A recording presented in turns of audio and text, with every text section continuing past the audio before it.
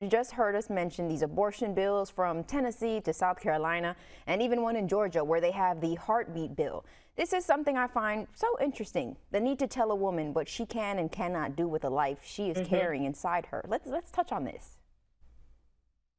Yeah, it's a travesty. You have to understand that in some of the states across this country, that women have to travel hundreds of miles in order to be able to find a provider that can perform an abortion. And when we're looking at this bill that was just passed in South Carolina, we're looking at a bill that says to a doctor, right, that you can face jail time, federal jail time, if you are to provide an abortion for a woman. They are saying, they're dictating to women that in cases of rape and incest and what have you, that okay, then you can get an abortion. But they are telling women and they are telling doctors that this is out, that the life that you're carrying is more important than the life of a woman.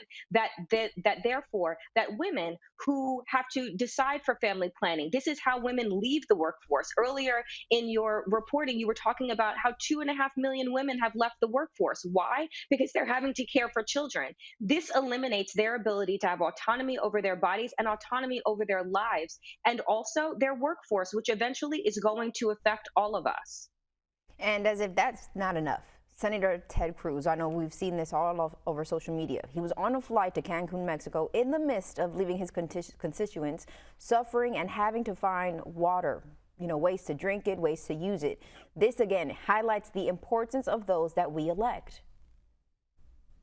It is so important that people start to pay attention to elections. What Senator Ted Cruz did by boarding a flight to Cancun when his constituents are literally out in the cold, over 30 people have died in Texas because of the frigid conditions. And then you have their governor who is lying about the New Deal, who is lying about clean energy and saying that this is the cause for what is going on in Texas. No, what is going on in Texas is caused by Republicans who do not care about efficiency. Rather, they care about cutting regulation and cutting costs, and the debt of that now falls on the people of Texas. And so, yes, they need to pay attention to the fact that Ted Cruz hopped on a plane because he has the means to do so, to go someplace warmer while everyone else freezes. If that is not a symbol of the Republican Party leaving Americans out in the cold, as they have done throughout the entire COVID crisis, throughout the entire Trump administration, I don't know what is.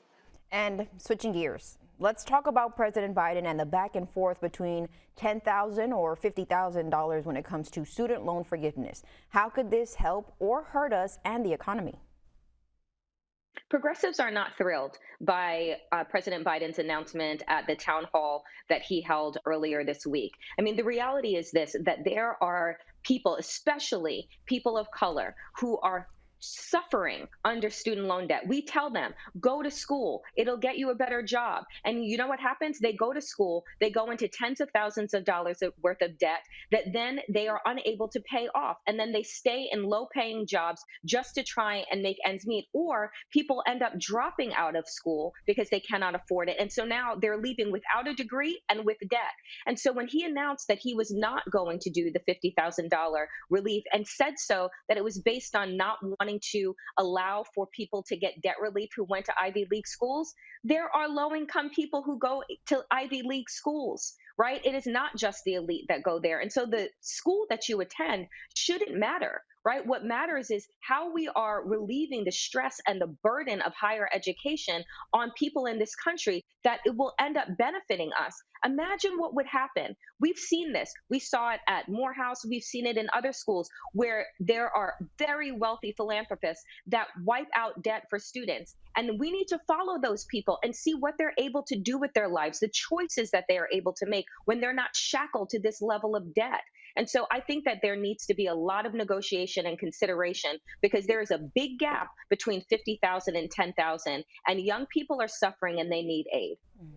Danielle Moodie, stay with us. We have more questions for you to answer. We're going to head over to our weather update right now with our meteorologist, Kevin Smith.